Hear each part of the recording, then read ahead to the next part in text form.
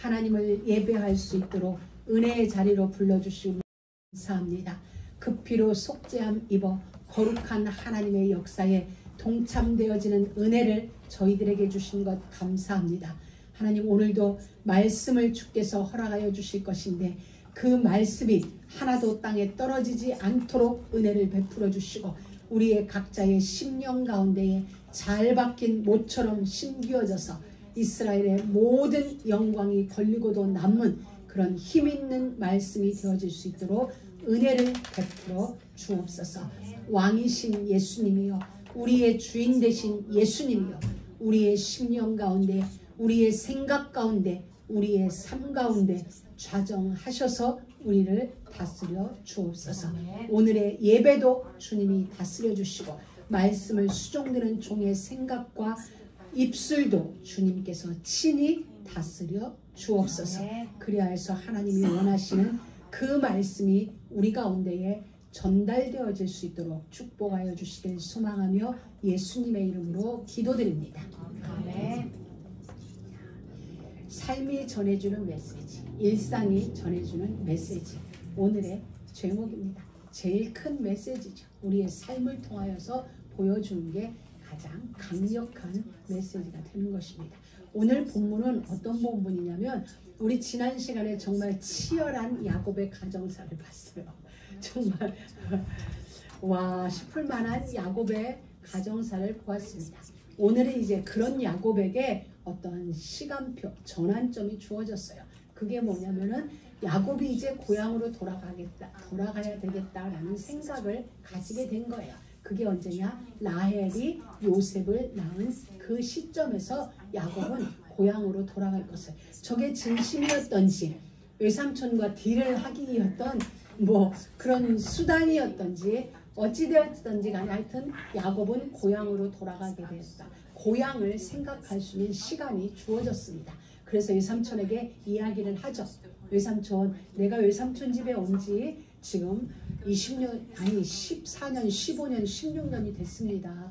내가 처음에 외삼촌 집에 올 때 외삼촌 집에는 재산이 지금처럼 많지 않았어요. 근데 내가 온 뒤에 이 집에 재산이 늘어났어요. 근데 나는 아무것도 없어요. 언제 나는 내 재산을 가질 수 있을까요? 외삼촌한테 그 얘기를 해요. 그래서 나는 이제 고향으로 돌아가겠습니다 라는 얘기를 하는 거죠. 그러니까 외삼촌이 알아. 너 때문에 우리 집이 복받은 건 내가 알아. 그러니까 네가 나를 생각하는 마음이 있다면 우리 집에 조금 더 머물러 줄래? 라는 이야기를 해요. 근데 야곱이 그 자리에서 오케이, 머물겠다. 그리고 외삼촌이 품삯을 정해라. 그래서 야곱이 품삯의 방법을 제시해요. 앞으로 나는 다달이 품삯을 얼마 주지 말고 양이 새끼를 낳거든 알록달록한 건 나를 주세요. 색깔 있는 건 나를 주시고 단색, 솔리드 컬러가 나오면 왕컬러가 나오면 외삼촌 거, 그리고 알록달록한 건 나를 주세요. 이게 우리 품삯이에요. 그럼 나중에 누가 도적질 했는지도 정확히 알 수 있으니까 이렇게 하세요. 그러니까 외삼촌이 좋다라고 하는 그 장면이에요. 그 장면이 이제 오늘 이야기의 스토리예요. 근데 우리는 이곳에서 봐야 될 게 있어요. 뭐냐면 야곱의 삶의 모습이 우리가 볼 때는 정말 기가 막히거든요. 와, 예수 믿는 자가 저럴 수 있어? 야, 이거 진짜 그것이 알고 싶다에 나올 만한 일이다. 세상에 이런 일이 나올 만한 일이다 라고 생각할 만큼 야곱의 가족 역사는 참 복잡하다냈어요. 그럼에도 불구하고 하나님은 야곱에게 일하신 사실이 있다는 거예요. 우리가 볼 때는 눈에 보여지는 우리의 삶의 모습을 보고 우리는 사람을 평가해요. 와, 저거 예수 믿는다더니 저거 교회 다닌다더니 이렇게 우리한테 이야기하는데 하나님은 그것 가지고 말하지 않으셨어요. 야곱에게. 야곱아, 너 어쩌다가 이런 자리에까지 이르느냐? 어쩌다가 마누라를 내시나 둬서 골치 아픈 인생을 살고 있느냐? 거기에 대해서는 하나님은 야곱에 대하여 1절 노코멘트 하세요. 그 말은 1절 안 하시고 그럼에도 야곱을 통한 하나님은 하나님의 일을 하시는데 그게 뭐냐면 라반이 얘기해요. 라반이 야곱에게 너 때문에 내가 복받았어 라고 이야기를 하는 거예요. 그러면서 너 때문, 너가 믿는 하나님 때문에 내가 복받았어. 그런 이야기를 하는 장면이에요. 바로 그거예요. 우리는 우리의 계산 방법은, 우리의 수준은 저 사람이 하는 행동이에요. 물론 우리가 진짜 예수를 믿게 되어지면 변화받게 되어 있어요. 변하게 되어 있어요. 그런데 사람들은 우리의 원래 그냥 들추어지는 우리의 모습을 보고 예수 믿는다는 게, 교회 다닌다는 게, 글로벌 교회는 와, 이런 이야기들을 하고 있거든요. 근데 사실 하나님은 그거 요만큼도 신경 안 써요. 그러니 여러분도 신경 쓸 일도 없고, 하나님은 그것 가지고 우리에게 복 주고 안 주고가 아니거든요. 약속하셨어요. 약속하셨기 때문에 행실이 곱던 밉던 상관없이 약속에 대하여 하나님은 신실하게 지켜나가세요. 그런데 약속에 신실하신 하나님을 보면서 인생들은 변화가 되어져요. 야, 하나님 진짜 계시네. 이런 날에 그래도 복 주신, 그럼에도 복 주신 하면서 어느 날 우리가 아닌 것 같은데 조금씩 우리가 예수님께로 가는 거예요. 예수님이 닮아져 가는 우리 모습을 보게 되어지는 거죠. 오늘 야곱의 이야기를 보면 이래요. 라헬이 요셉을 낳은 때에, 그러니까 때예요. 시간표가 있는 거예요. 우리의 생각에도 어느 날 문득 불쑥 찾아온 생각 같지만 사실은 때라는 거죠. 야곱도 라헬이, 자기가 사랑하는 라헬이 그토록 오매불망하던 라헬을 딱 얻게 된 거예요. 그러니까 라헬이 요셉을 얻게 된 거죠. 요셉이란 아들을 낳게 되니까 야곱이 됐다. 자기가 피나는 이유가 그거였거든요. 물론 내면적인 이유는 형의 위협으로부터 피난 가기 위하여서 외삼촌 집에 왔지만, 공식적인 이유는 그곳에 가서 마누라를 얻어라, 결혼해라. 그러니까 이제 야곱은 자기가 원하는 여자와 결혼했고 원하는 여자로부터 아들을 얻었으니 됐다. 할아버지 아브라함, 이삭, 나 야곱, 내 아들 요셉, 이러면 이제 다 자기 일이 되어진 거예요. 가자. 이제 그때가 이제 이르는 거죠. 자기가 계산했을 때.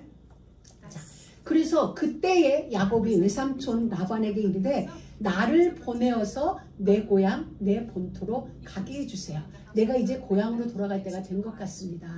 그러니까 나를 보내어서 아버지가 계신 내 본토로 가게 해주세요 라는 인간의 회귀 본능이라고 표현하나요? 물고기들도 그렇고 그렇게 이제 고향을 생각하고 본토로 갈 것을 외삼촌에게 요청하고 있어요. 자, 그러면서 26절에 보면 내가 외삼촌에게서 일하고 얻은 처자를 내게 줘. 여러분, 이 글은 좀 슬픈 일이에요. 내가 결혼한 나의 와이프라고 표현해야 되는데 내가 외삼촌한테서 7년 동안 일하고 얻은 노동의 대가로 얻은 나의 마누라, 그리고 그를 통하여 태어난 아들들을 나에게 주세요. 그러면 여러분, 아직까지는 소유권이 누구에게 있는 것처럼 이야기가 돼요? 라반. 그러니까 모든 야곱의 삶은 외삼촌 집에서 4명의 와이프를 가지고 지금 11명의 아들을 얻었지만 실질적으로 여기가 전체적으로 핸들링 되는 건 누구냐면 외삼촌이었던 거예요. 그래서 내가 외삼촌에게서 일하고 얻은 나의 처자를 나에게 주어서 나로 가게 해주세요 라고 지금 청을 하는 거예요. 그러면서 내가 외삼촌께 한 일은 외삼촌이 아십니다. 내가 어떻게 일했는지, 라헬을 위하여 7년을 일했고 레아를 위하여 7년을 했고, 그리고 지금까지 11 아들을 얻기까지 내가 외삼촌에게 얼만큼 열심히 봉사했는지 외삼촌은 아십니다 라고 이야기를 하는 거예요. 자, 그때 27절에 라반이 중요한 일이에요. 라반이 야곱에게 이르되 여호와께서 너로 인하여 나에게 복 주신지를 내가 깨달았느니 내가 나를 사랑스럽게 여기거든 여기 거하라, 여기 좀 더 있어라 라는 얘기예요.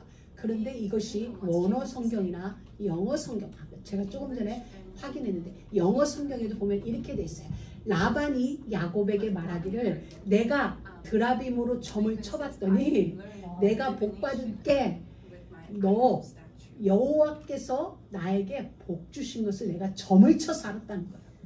그냥 아는 게 아니라 내가 점 쳐봤더니 라반, 너는 부자 된 게 야곱이 믿는 그 하나님 때문에 네가 부자가 된 거야 라고 했다는 거야. 그러면 야곱은 어떤 사람인 걸 알겠어요. 여전히 우상 숭배의 가문이었고, 그리고 점을, 그의 직분이 점치는 자가 아니라 그냥 집에다 놓고 이렇게 자기가 점쳐보는 거예요. 우리 그냥 하루, 옛날 어른들은 화투로 하루 점쳐보듯이, 카드로 점쳐보듯이 그냥 집에다 아예 점치는 기구 드라빔을 갖다 놓고 그걸로 이렇게 점을 쳐봤는데, 근데 점치는데 정확히 나왔죠. 이걸 점을 쳐봐야 알겠어요. 그냥 하도 미련스럽게 모르니까 하나님은 그가 치는 점을 통하여서라도 어떻게 네가 부자가 됐는지 그 이유를 알게 하시는 거예요. 그러면서 네가 나를 사랑스럽게 여기거든. 여기서는 사랑, 우리가 말하는 그 사랑이 아니라 그냥 네가 나에 대한 마음이 조금이라도 있다면 여기에 좀 더 머물러, 이런 의미예요. 28절 또 가로되 품삯을 정하라. 내가 그것을 주리라 라고 얘기를 하죠.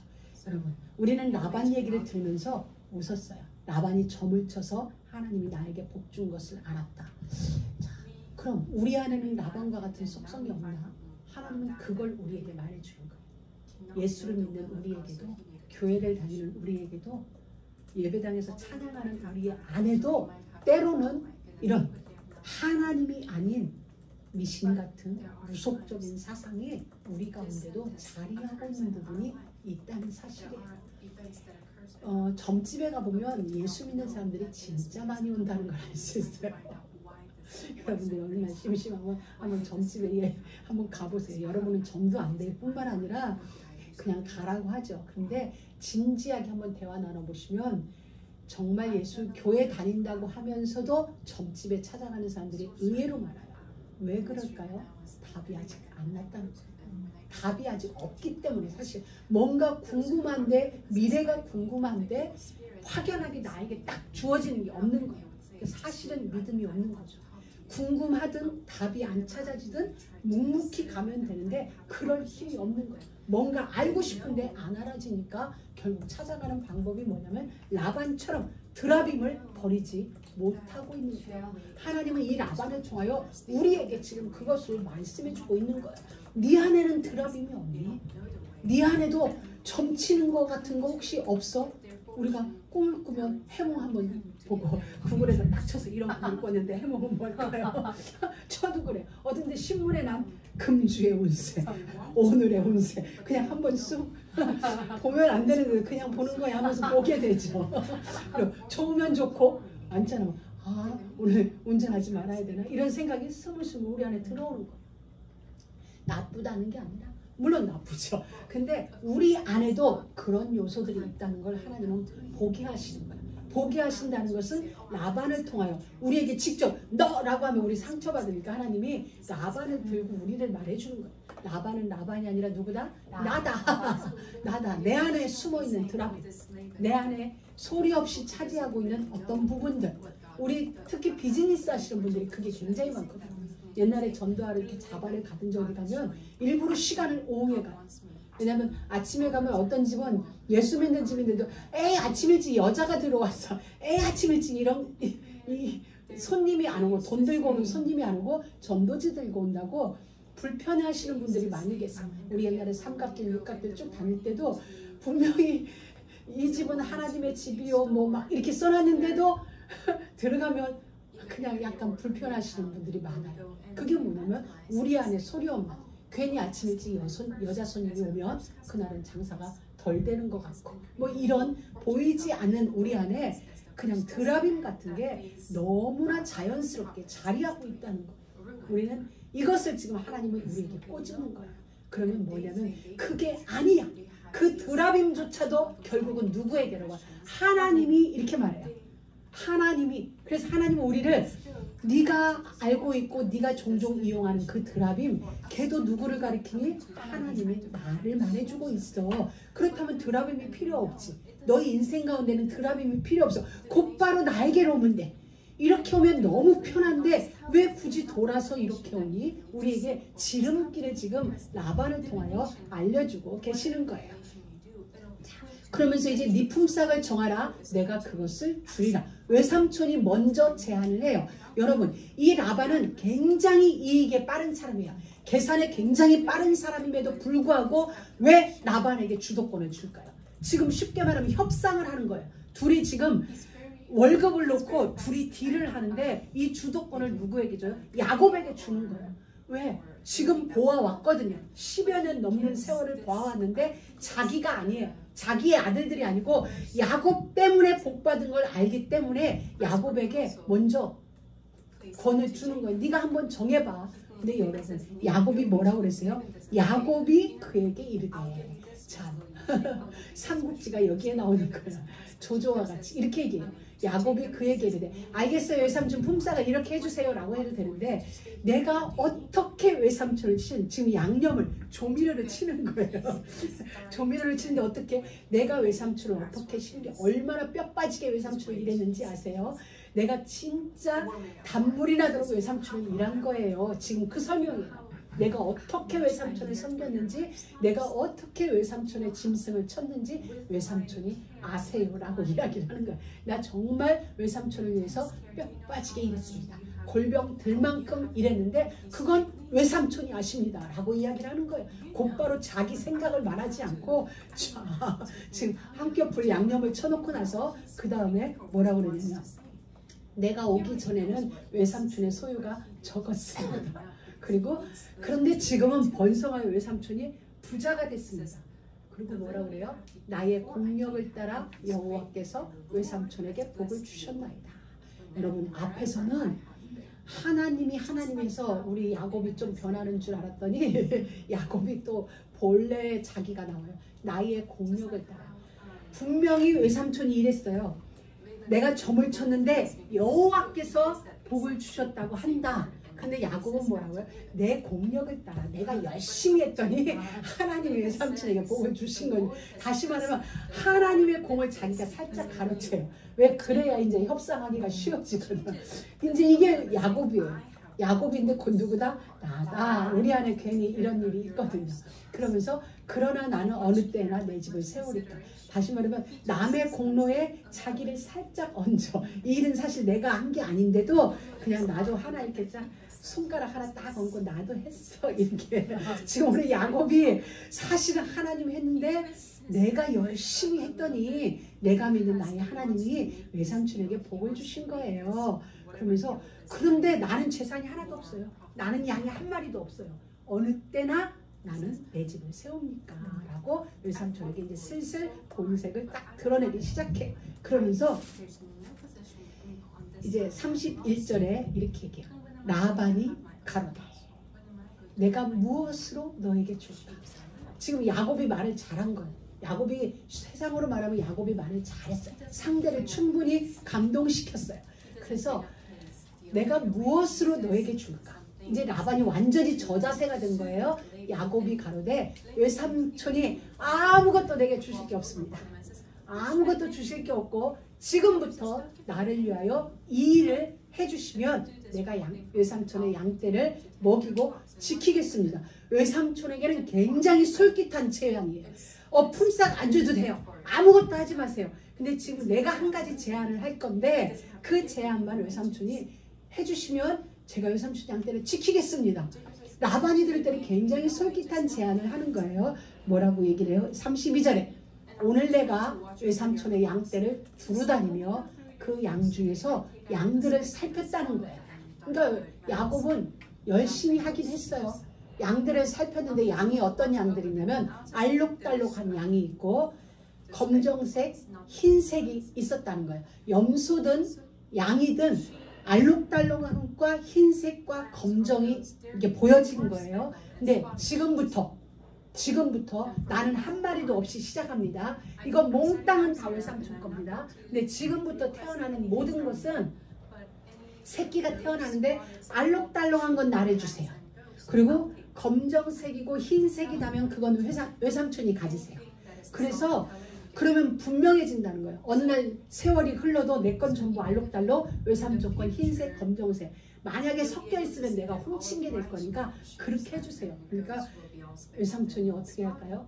여러분 사람들은 손익 앞에서는 굉장히 계산이 빨라요. 다 그렇잖아요. 돈이 왔다 갔다 할 때는 어떤 잠자던 세포가 다 깨어날 만큼 민감해지고 계산이 굉장히 빨라져요. 오늘 야곱이 그 얘기를 지금 외삼촌한테 딱 한 거예요. 그러면서 나는 한 마리도 도적질하지 않겠습니다. 라반이 들을 때는 굉장히 솔깃한 제안이고 야곱이 손해볼 제안이에요. 나는 하나도 안 할 건데 앞으로 태어나면 그걸 하겠다. 진짜 야곱이 변하고 있는 거예요. 우리의 야곱이 지금 변하고 있어요. 이건 뭐냐면 하나님이 복주지 않으면 안 되는 계산법이에요. 왜냐하면 유전학적으로도 보면은 우리가 검은색 피부와 흰 피부가 있을 때 검은색 피부가 우성이에요. 우성이면 힘이 더 세요. 그래서 검정 피부와 흰 피부가 결혼하면 자녀는 거의 검은 피부가 나와요. 그리고 머리가 곱슬머리와 직모, 반듯한 머리에서도 유전학적으로 보면 곱슬머리가 우성이에요. 그래서 이 직모가 열성이고, 그럼 이렇게 둘이 결혼하면 자녀들은 이 우성인 곱슬머리가 확률이 높아요. 거의 다. 이렇게 유전학에는 우성과 열성이 그 DNA 속에 있거든요. 그럼 여기 염소나 양들에서는 아롱진과 이렇게 솔리드 칼라가 있잖아요. 그러면은 이 단 칼라가 우성이에요. 둘이 교배가 되어지면 알록달록한 게 나올 수가 없어요. 거의 흰색이나 검정말이 우성이기 때문에 그들이 나오는 거예요. 그 다음 때에 혹시 그 속에 있는 열성 인자들끼리 만나오면 하나가 나올까? 손자대에서. 지금 그런 유전 법칙으로도 훨씬 불리한 조건을 지금 제시하는 거예요. 그리고 라반은 어릴 때부터 양치는 사람이었기 때문에 이걸 아는 거예요. 알록달록한 양이 나올 확률은 극히 적다는 걸 알고 있으니까 라반이 오케이 라고 얘기하는 거예요. 왜? 이건 누가 봐도 누가 들어도 자기가 유리한 계산법이거든요. 그런데 야곱은 무슨 배짱인지 그 일을 제안을 하는 거예요. 그리고 우리는 볼 수 있어요. 뭐냐면 그 일이 있고 나서 33절에 보면은 이제 33절에 나중에 이제 세월이 흐른 후에 외삼촌이 내 양떼를 보러 왔을 때 흰색이나 검은 게 있으면 내가 훔친 게 될 것이 아니냐. 그러니까 이건 너무 좋다. 근데 이제 34절 라반이 가로되 내가 네 말대로 하리라. 너무 좋은 계산법이잖아요. 누가 라반이 유리한 계산법이거든요. 근데 라반의 이제 속셈이 드러나요. 36절에 가서 그날에 그가 수염소 중 얼룩무늬 있는 자와 점 있는 자를 가려서 야곱과 며칠길 사흘길을 띄워둬요. 사흘길을 딱 띄워두고 이제 야곱이 양을 치는데 전부 단색만 가지고 양을 치는 거예요. 알록달록한 건 전부 다 자기 알들에게 줘서 사흘길을 띄워놨어요. 야곱이, 제 말 이해됐어요? 야곱이 양을 치는데 이제 오늘부터 양을 치는데 알록달록한 건 전부 라반이 자기 아들들에게 줘서 사흘길 멀리 가 있겠어요? 야곱은 흰색과 검은색만 가지고 양을 쳐요. 둘은 서로 윙크할 수도 없는 거리예요. 사흘길이니까 교배가 이루어질 수 없는 거리에다가 라반의 속셈이 드러나는 거예요. 한 마리도 너에게 주지 않겠다는 거죠. 라반은 오케이 알았어 그 방법대로 할게. 그런데 나는 절대 너에게 알록달록한 걸 안 주겠다는 라반의 속셈이 그 약속이 체결된 후로 자기 아들들에게 얼록달록한 거 몽땅 줘서 어디로? 사흘길을 야곱과 띄워놨어요. 그럼 지금 야곱은 흰색, 검은색만 가지고 양을 치는데 그곳에서 알록달록한 양이 나오기를 기다려야 돼요. 하나님이 역사하지 않으면 알록달록한 것이 나올 수 없는 그런 지금 선택을 야곱은 한 거예요. 여러분 이제 진짜 하나님의 약속을 이행해야 돼요. 하나님이 일하시지 않으면 야곱은 빈털터리로 고향에 돌아갈 수밖에 없는 그런 선택을 야곱은 한 거예요. 그럼 야곱은 어느 한 부분에 있어서 인간적이고 조금 수욕적인 삶을 살았지만 한 부분 베델에서 만난 그 하나님을 믿는 믿음은 있었던 것 같아요. 이런 선택을 하는 거 보면 그러니까 믿음이 전혀 제로는 아니었던 거예요. 이런 불리한 선택을 하고 야곱이 얼마나 기도했겠어요. 그리고 하나님은 야곱에게 일하실 수밖에 없어요. 한편 하나님이 일하실 수밖에 없는 세상에서 가장 미련한 선택을 하는 거죠. 손해보는 선택을 하는 거야. 손해볼 수밖에 없는 선택. 하나님이 복 주셔야 하고 하나님이 하셔야만 하는 방법을 선택을 하는 거야. 그리고 야곱이 선택한 이 방법은 절대 재산이 증식되어질 수 없는 선택이에요. 하나님이 복 주시지 않는 한은 되어질 수 없어요. 왜? 유전학적으로 이건 불가능한 일이거든요. 어쩌다 한 마리 나올 수 있는 그 일이기 때문에 여러분 우리는 여기서 이걸 봐야 돼요. 사람의 수보다는 하나님의 수가 훨씬 높아요. 우리 사람이 계산하는 것보다는 하나님이 계산하는 수가 훨씬 으뜸이에요. 그러면 우리는 인간 속에서 이루어진 인간 사회 속에서 이루어지는 수, 셈, 계산 이런 모든 건 하나님께 던지세요. 하나님께 던지면 하나님이 하세요. 그러면 세상의 방법은 그 하나님의 방법을 넘어설 수가 없어요. 세상의 계산은 하나님의 계산을 넘어설 수가 없는 거거든요. 근데 야곱은 이 미련한 방법을 선택한 거예요. 여러분 우리는 이 하나님을 진짜 봐요. 여러분 이스라엘 백성들이 애굽에서 400년 동안 종살이했어요. 오늘 야곱이 외삼촌 집에서 종살이했듯이 20여 년 가까운 세월을 종살이했지만 15년 넘는 세월을 종살이했지만 야곱이 얻은 건 아무것도 없어요. 이스라엘 백성이 애굽에서 400년 종살이했지만 이스라엘 백성들에게 재산이라고는 하나도 없었어요. 빈손으로 나가야만 돼. 근데 하나님은 마지막에 출애굽을 앞둔 마지막 날 하나님은 그동안의 모든 밀린 임금을 한 번에 다 주셨어요. 조상들이 밀린 임금까지 한 방에 하나님은 다 갚게 하셨어요. 그게 하나님이세요. 여러분 우리는 그 하나님을 신뢰하고 그 하나님 편에 서 있어요. 오늘 야곱의 이 모습도 이스라엘 백성들이 출애굽할 때 그 모습과 비슷해요. 나는 어느 때나 내 집을 가꾸니까 없어요. 내가 그동안 봉사했고 열심히 했지만은 외삼촌의 재산은 증식됐지만 내 건 아무것도 없어요.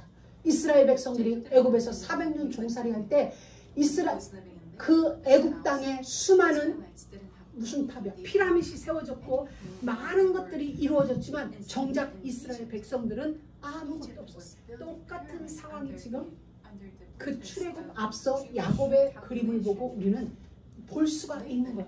그렇구나. 그런데 하나님이 하시면 되는 거구나. 긴 세월 내가 손해보는 것 같아도 하나님이 하시면 막판 대역전의 역사를 하나님은 이루시는 거예요. 하나님은 보고 계시고 하나님의 치부책에 하나님의 수첩에 다 기록해 놓는구나. 사람의 방법이 아닌 하나님의 방법으로. 여러분 이 하나님을 진짜 믿으세요. 자 이제 야곱의 일이 시작되어졌어요. 야곱은 어떤 일이에요? 이제 전혀 알록달록하게 나올 수 없는 양을 치기 시작하는 거예요. 근데 야곱의 한 일은 이거예요. 우물가 이제 시냇가에 양들이 오게 되어져요. 양들이 오면 오늘 성경에 보니까 버드나무, 살구나무, 신풍나무 이렇게 되어졌죠. 버드나무는 우리 알죠. 시냇가에 버들강아지. 그 다음에 살구나무, 우리가 아는 살구 열매 나는 그 나무요. 신풍나무는 뭐냐면 플라타나스 나무 아세요? 우리 한국에 보면 가로수. 이파리가 여기 이거 같이 생겼어요.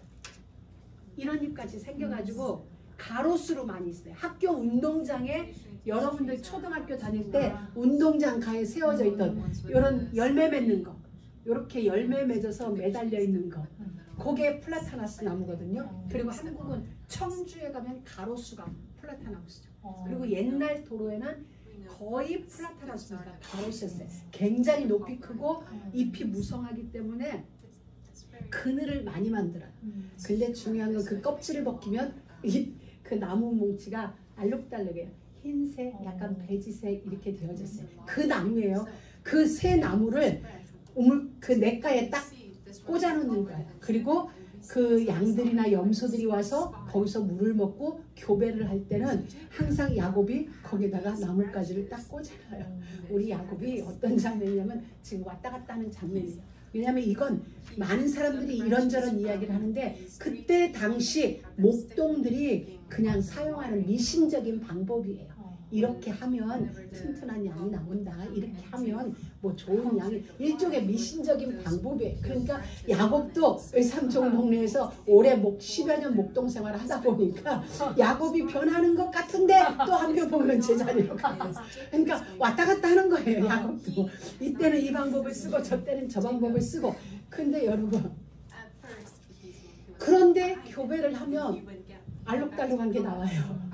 그러니까 야곱은 이렇게 되어지는 거예요. 우리가 하는데 야곱에 한번 보세요. 41절에 보면은 41절 우리 다 같이 한번 읽어볼게요. 실한 양이 새끼 뵐 때에는 야곱이 개천에다가 양떼의 눈앞에 그 가지를 두어 양으로 그 가지 곁에서 새끼를 베게 하고 우리 43절이요.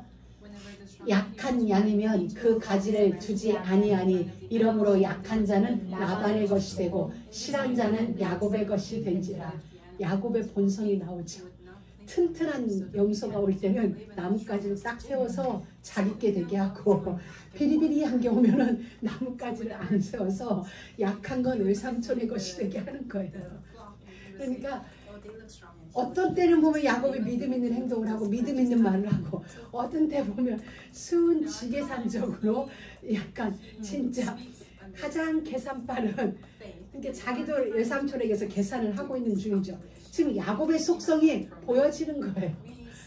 그냥 어떤 때 보면 야 야곱 대단하다. 근데 우리 같지 않아요. 우리도 어떤 때는 그러잖아요. 우리 일할 때는 열심히 하고 남의 일할 때는 좀 대충 하고 내 건 소중히 다르고 내 거 아닌 건 그냥 휙휙 하기도 하고 우리 솔직히 그런 게 있거든요. 우리 뭐 차를 탈 때도 그렇고 내 차가 허니 이러면서 있잖아. 내 거 아닌 건 그래도 조금 문득한 같기도 하고 거의 우리가 그러니까 이건 야곱 진짜 치사하다가 아니라 우리 안에 있는 걸 보여주는 거예요. 만약에 내 안에는 없다라고 생각하면 아직 여러분이 그게 발견이 안 된 거예요. 우리 안에도 이런 이율배반적인 것이라기보다는 이런 게 있어요. 내가 좀 더 유익되게 하기 위해서 내게 어떻게 하기 위해서 이런 게 있거든요. 제가 지금도 생각나요. 우리 서한이 땐가 우리 둘째 땐가 학교에서 이제 학부형 달리기가 있는 거예요. 학부형과 아이와 같이 잡고 가서 풍선을 터뜨리는 거예요. 근데 엉덩이로 깔고 앉아서 터뜨려야 돼요. 근데 엄마들이 어떻게 해요? 엉덩이를 안 하지 손톱으로 까든가 앉으면서 어떻게 해요? 손톱으로 풍선을 딱 터뜨리는 거죠. 이유는 뭐예요? 우리가 1등 해야 되니까. 이 게임을 즐기자가 아니라 나와 우리 딸이 1등 해야 되니까 엉덩이로 하세요. 어머니들 신신당부예요. 절대 손톱 쓰지 마세요. 네 그래놓고는 딱 앉으면서 손톱을 가서 목적은 이기겠다는 거죠. 이기겠다는 일념 안에 불법을 서슴지 않고 자행하는 거예요. 그러면서 이기고 나서 와 정의로운 방법으로 이기냐 이겼어 이러는 거죠. 오늘 야곱이 튼튼한 게 왔을 때 하는 것과 약한 게 왔을 때 하는 게 별 차이 없어요. 같은 거예요. 근데 내가 하니까 로맨스가 되고 저 사람이 하니까 불륜이 되어지는 것과 지금 똑같은 양상이 우리 안에 일어나요. 여러분 우리가 바로 이래요. 그러함에도 불구하고 바로 오늘의 결론입니다. 하나님은 야곱의 이런 방법 때문에 야곱을 축복한 게 아니에요. 야곱이 거기다 살구나무를 놓고 버들나무를 놓고 신풍나무를 꽂았기 때문에 튼튼한 양이 교배할 때 그 나뭇가지를 꼽았기 때문에 튼튼한 양은 아롱진 게 나오고 비실비실한 건 약한 양 그게 아니라는 거예요. 하나님의 약속은 이미 야곱을 축복하시기로 작정하셨어요. 야곱이 이와 같이 비열한 방법을 쓰지 않았더라도 하나님은 하나님의 방법으로 하세요. 야곱이 선택한 그 방법 위에 축복을 주신 게 절대 아니라는 거예요. 여러분 우리는 우리의 삶에서 바로 이거예요. 하나님은 약속에 신실하세요. 저와 여러분에게 약속하셨기 때문에 축복을 주세요. 우리의 어떤 행위가 아니에요. 내가 나의 공력을 따라 여호와께서 복 주셨나이다. Never. 하나님의 약속이기 때문에 내가 무엇을 해서가 아니라 하나님의 작정이고 하나님의 약속이기 때문에 약속에 신실하시다. 하나님이 우리와 상관없이 우리의 수준과 상관없이 복을 주시는 거예요. 여러분이 봤을 때 야곱이 복받을 만한 그릇이에요? 세상 기준으로 보면 야곱은 부자가 되면 안 되는 사람이에요. 이런 사람이 부자가 되면 세상이 나빠지죠. 우리 그렇잖아요. 그런데 하나님은 그럼에도 불구하고 이 비열한 야곱을 끝까지 복 주세요. 그게 하나님이세요. 우리를 끝까지 따라오세요.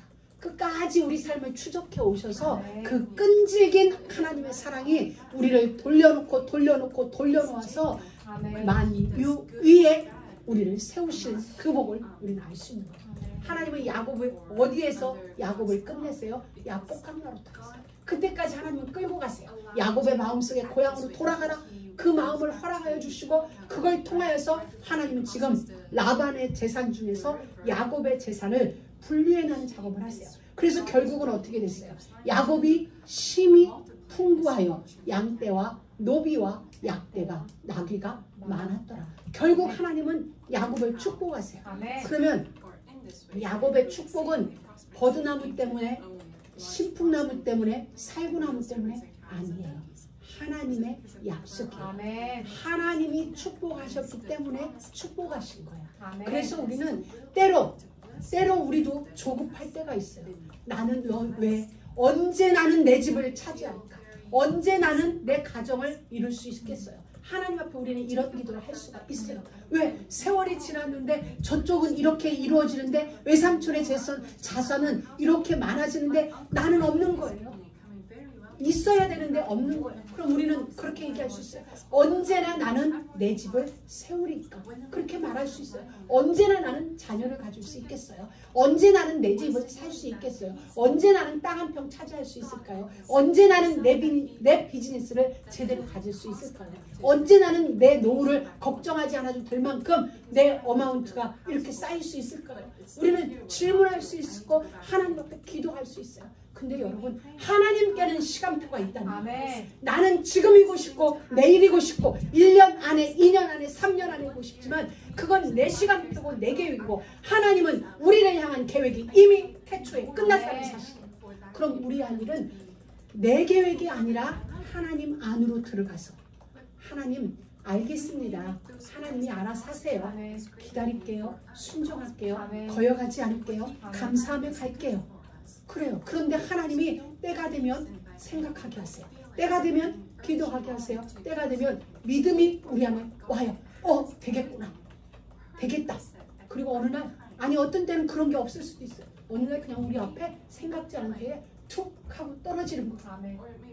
이 모든 일이 되어지는 거예요. 여러분 너무 감사해요. 너무 감사한 거예요. 진짜 하나님이 우리가 할 일이 하나도 없는 거예요.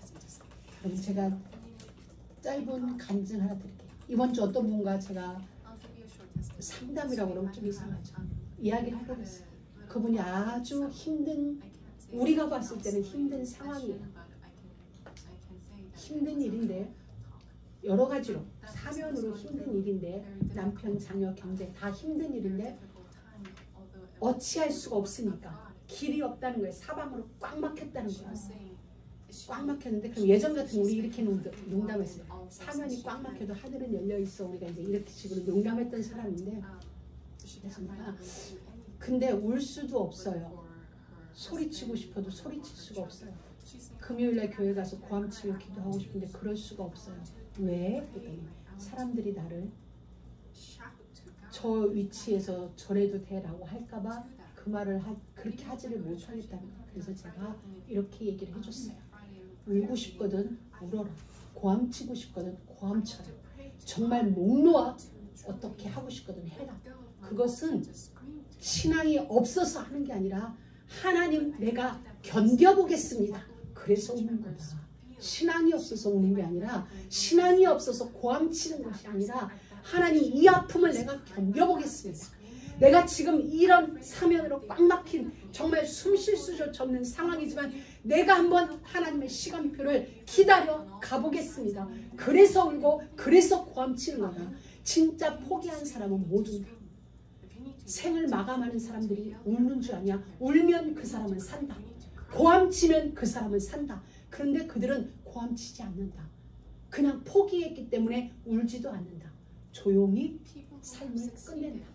근데 운다는 건 살아보겠다는 거야. 살겠다고 지금 하나님 앞에서 다윗의 자손 예수여 나를 불쌍히 여기소서. 그 말을 못할 뿐이지 그걸 눈물로 쏟아내는 게 울음이야. 그러니까 울어. 예배당 가서 울어. 못 가겠거든 산속에 들어가서 울어. 하나님 앞에 고함치며 울어.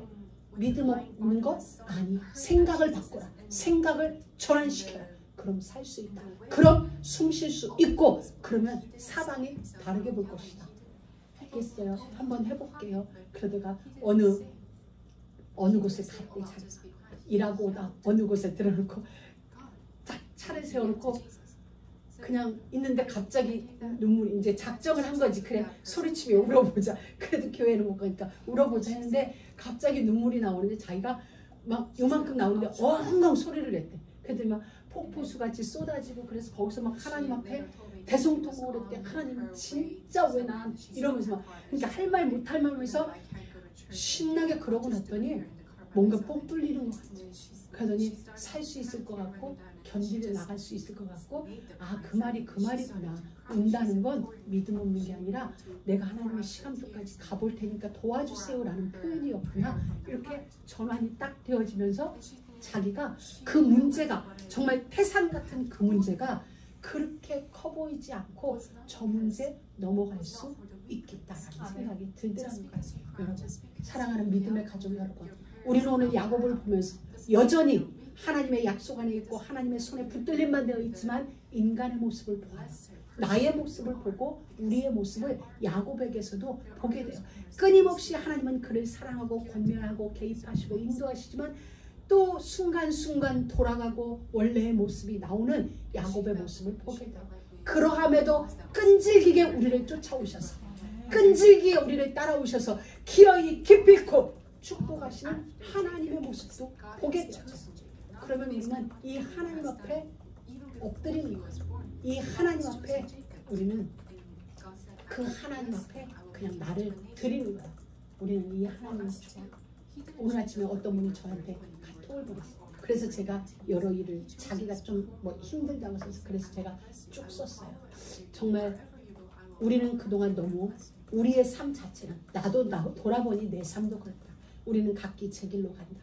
쓰레기 같은 그 감정들 우리는 그 감정을 소중히 여겨서 그냥 육신의 삶을 각기의 삶을 살지만 하나님은 그러함에도 끊임없이 나를 찾아오셔서 나를 만지시고 나를 고치시는 그 하나님을 본다. 나는 이 하나님이 참 좋다. 이 하나님이 나로 숨쉬게 한다. 제가 이제 오늘 아침에 그렇게 카톡을 보냈어요. 그러면서 야 진짜 내가 살 수 있는 건 이 하나님이다. 이 하나님이 나를 숨쉬게 해주는 거야. 이 하나님 진짜 좋다. 오늘 아침에 저의 고백이었어요. 여러분 우리의 삶에 때로 힘겨운 시간이 있어요. 어려운 시간이 있고 와 이건 이런 시간이 있어요. 언제까지 이런 시간이 있을 수도 있어요. 그런데 그 모든 시간 속에서 하나님이 선택하셨기 때문에 우리를 선택하신 그 하나님 앞에서 우직하게 그 자리에서 예수의 사람으로 빚어져 가는 사람. 그 모든 일이 나를 만들고 있다는 사실이에요. 그래서 우리는 노래하는 사람이 아니라 우리 자체가 노래인 사람. 우리는 시를 쓰는 사람이 아니라 우리의 일상이 시가 되어지는 사람.